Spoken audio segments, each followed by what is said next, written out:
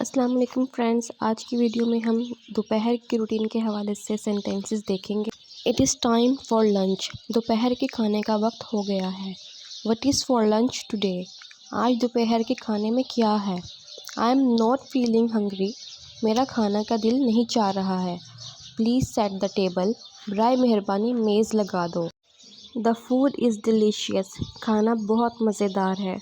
आई need some rest after lunch. मुझे दोपहर के खाने के बाद थोड़ा आराम चाहिए। Close the curtains. I want to sleep.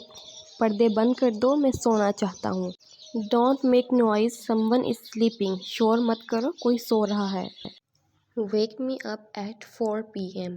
मुझे 4 बजे जगा देना। Let's have a cup of tea. आओ एक चाय पी लेते हैं। I have to complete my work before evening. मुझे शाम से पहले अपना काम मुकम्मल करना है।